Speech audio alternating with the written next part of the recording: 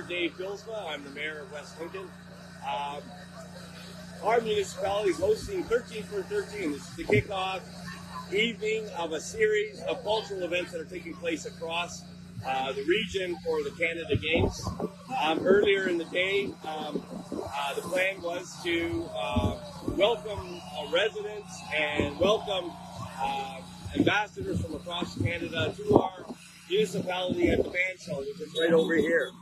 As you can see, it was going to be one of the inaugural openings of this band shell as part of the cultural event.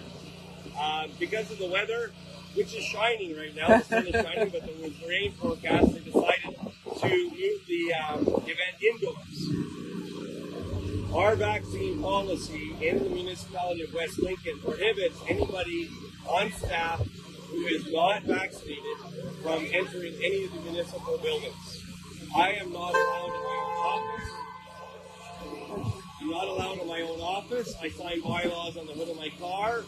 I am not allowed to council meetings in person. I do those on Zoom. And I was going to give greetings on the open stage, which would have been allowed, but because it's been moved indoors, I'm no longer allowed to give greetings. I had some discussions with staff about the ridiculousness that people are allowed, the public is allowed, and I can attend, I guess, as a citizen, but I can't fulfill my duties as mayor because I am unjabbed. Well, folks, yesterday in Little West Lincoln, Ontario, the 13 for 13 cultural event that is part of the Canada Games, it kicked off. And the mayor, David Bylsma, he was to basically be the welcoming official for the 13 for 13 event. And then what happened was inclement weather came around and the event had to go from outdoors to indoors. And that's when things went sideways, at least as far as the mayor is concerned. And I'm joined right now by Mayor David Bylsma. Mayor Bylsma, thank you so much for making time to chat with us. And as I said in the preamble, this was to be an outdoor event. You were to be the official welcoming the 13 for 13 event. Because of bad weather, had to go inside a facility. And what were you told? I was told that because it's an indoor event and because it's being held in a municipal building, that because of our vaccine policy and my failure to disclose my vax status, I've been excluded from all township buildings now for about 10 months. This is not a new thing, but I've been conducting my affairs as mayor on the hood of my car. When I have to sign things, I'm not allowed in the township office. I'm not allowed in my own township office. I'm not allowed in the council chambers. And I've basically been enduring that humiliation or that embarrassment quite quietly. I'm not necessarily someone who's given to bombast or political stunts. So I've been kind of tolerating that because, I'm able to conduct my council meetings by Zoom, even though the majority of the councilors are in the chamber, it still works. And I've been able to sign on the hood of my car. But this event, all of a sudden, moving into our arena, which is township owned, I was not allowed in to give greetings on behalf of the town and council and the residents to welcome them to West Lincoln. The people who were allowed to attend were not asked their vax status, vax or unvaxxed alike, or people failing to disclose whatever. They were all allowed in. As a public member of the public, I would have been, or my wife would have been able to attend in the floor and mingle with people, but I couldn't give remarks on the stage to welcome people. I can't explain it. The logic is very inconsistent there, and it gets there. There are other components that actually get crazier. But in a nutshell, that's what it is. Well, Mayor Bylsma, I'm actually baffled. I'm not sure I understand. So you're saying that you were singled out. You're suddenly persona non grata as opposed to the official welcoming the event into the town. And yet there were other people attending that did not have to prove vaccination status. They were not answering questions regarding their COVID-19 vaccination, and they could come in. I mean, why the double standard? Well, of course, that's the million-dollar question, and we've seen in much of this past 2 years a lot of inconsistencies. Businesses had to close, but government functions and soirees and meet and greets, they continued maskless and there's been certain businesses that have been deemed essential and others being deemed non-essential. And this is one of the great inconsistencies because of our vaccine policy, which would not hold sway in the general public, as we well know. If I went to a mall, if I attended this event, I guess as John Q. Public, but because the municipality considers me an employee of the municipality, and I actually take issues with that. I think elected officials are not employees in the traditional sense of the term, but for their interpretation of their policy, they're including elected officials in this status called employee. I was not allowed to attend the building. I was not allowed to enter the building. They did make in their opinion, they made a concession that allowed me to greet people at the door.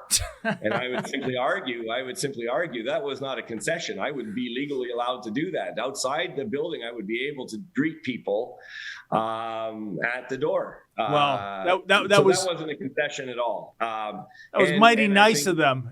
Suddenly, you're Typhoid Mary in terms of getting into the arena, but we'll let you hang around at the doors of the arena. And I mean, so much for medical privacy, so much for the old chestnut, my body, my choice, or perhaps that only applies to aborting a baby's life. Just incredible. And, I'm just, we're into 2022. So much of the population is already being vaccinated, if you believe the stats that we're getting. I'm just wondering, Mayor Bylsma, if you were allowed into that building, was that any kind of health and safety, danger whatsoever? Or was this some kind of, vindictive move by a so-called COVID Karen to put you in your place, so to speak? Well, I think you know the answer, and you're leading me on, of course. The answer is the question is somewhat rhetorical, in the sense that and I've outlined before, or just briefly stated before, there's a lot of inconsistencies. Many of these mandates have been dropped, in terms of the public daily exercise of their freedoms and such. This one is hanging on, and I understand it's very common in other municipalities. Most councillors and mayors of other municipalities are very proud of their vaccine status. They posted online that they've got the jab 1, 2, 3, 4 times, and that's their prerogative. I have chosen not to disclose my vaccine status to my municipality. Now, all truth be told, I've not made it a secret either. I just don't think that my own employee, my municipality needs to know this on an official capacity. And so I'm protecting my privacy where I like to, that's the beautiful thing about privacy. If I choose not to be private to someone, I can waive that, exercise of privacy. But with my municipality, I have chosen to keep that secret. Now, my response was just simply to go to my friends, neighbors, supporters, and say, this is very inconsistent. We like to expose this. And within 90 minutes, I was able to generate about 400 supporters who waved Canadian flags on a boulevard just outside. We didn't impede anybody's ability to enjoy. We didn't go storming through and create noise and havoc. We just very peacefully, and there were police present who will vouch and declare that it was a very, very peaceful and organized just demonstration of the inconsistency that we still face in our municipality.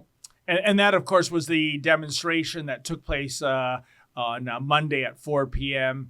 Of course, as you know, Mayor, in some circles, when they see a Canadian flag, that's a symbol of hate speech. The word freedom is the new F word in certain circles as well. So when you were demonstrating there, and that was a heck of a turnout on such short notice, I would suggest, for such a small community, 400 individuals. What reaction were you getting, and what was the local media coverage like of that event? I'm going to say that the local media coverage certainly didn't interview. They certainly didn't want to make it part of their story, and that's their prerogative. I'm going to say that I would stand with you. Unfortunately, the left and the woke have kind of think that the freedom-loving Canadians have absconded our own national symbol. Yeah. And that it's theirs to rarely fly. You don't usually see, the left, very copiously flag waving, and that's kind of the irony of that situation as well. But think about it. We have people from across Canada who are coming to an event, 13 for 13. And there is a small demonstration to expose the illogical or discrimination that's taking place, and they use Canadian flags to welcome the world to West Lincoln, and somehow that became verboten and a disgrace. I really. Again, there's facets of this. I mean, I could probably come up with another 3 or 4 little inconsistencies with the affairs went, and I'm sure other people can even draw out more than that. But just picture with me, if you will, 400 flag waving men, women, old, young, children. Of all abilities, waving Canadian flags in a show of support for their mayor. And of course, it's kind of captured the imagination of both the left and the right of these issues. Well, that must have felt good to have all that support on such short notice, Mayor. But, it's amazing. We're heading into 2023, and yet we seem to be in certain areas still living in 2020 when we didn't know anything that tangible about COVID-19. Now we do know the facts, and we do know that if you went into that arena, you would not be typhoid Mary. I would argue, Mayor, that one of the biggest casualties of the pandemic has been our freedoms being taken away. And last week, I interviewed an individual by the name of Chris Soda. He is planning to run for Ward 2 in Windsor in the municipal elections this fall. And originally, he was told by the city that because he was unvaccinated, he could not run as a political candidate. And my question to him is, how far does this go? If you're not vaccinated, you're not allowed to vote either. You have to relinquish that right. It's just inexplicable. They reversed the decision, thank goodness, when he raised a stink. Mayor, last word goes to you. Whether it's students going to school in the fall, whether it's, politicians being able to run without disclosing their vax status, across this nation, there's still a group of people who are going, why are these crazy freedom-loving, quote unquote, like it's a bad word, still going around? They've got, what freedoms have they lost? And you only have to scratch the surface and understand that there are still many people who are considered pariah.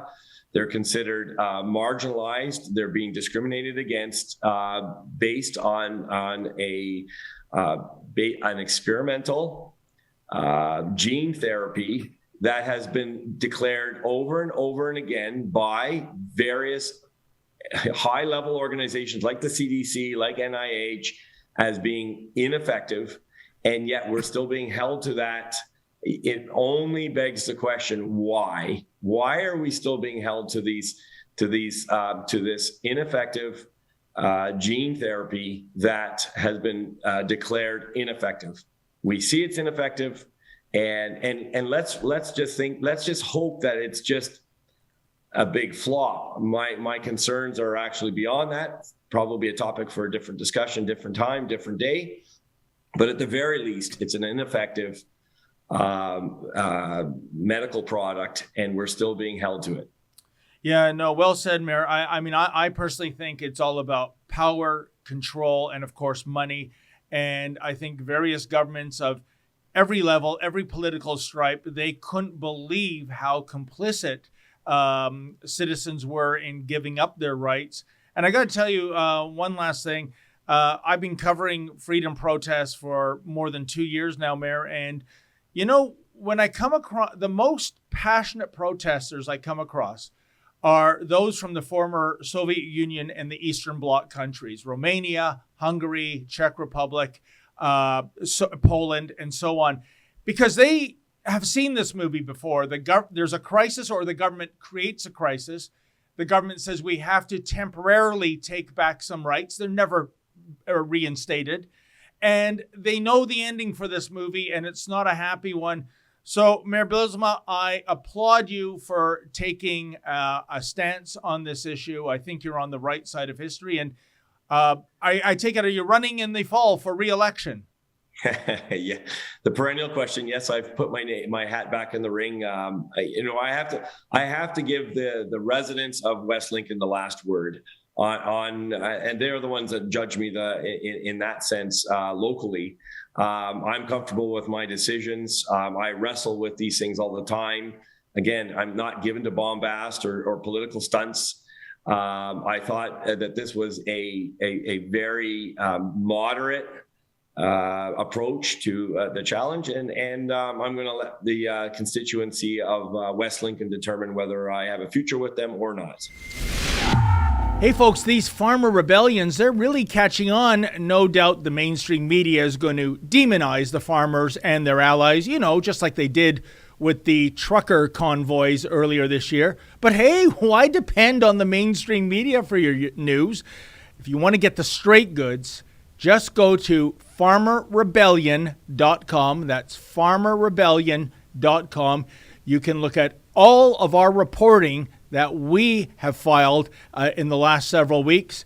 And you know you're going to get the real story when you tune into Rebel News for that. And also, folks, if you can kick in $1 or $3 to help cover the cost of our reporting, we would greatly appreciate that. Thank you.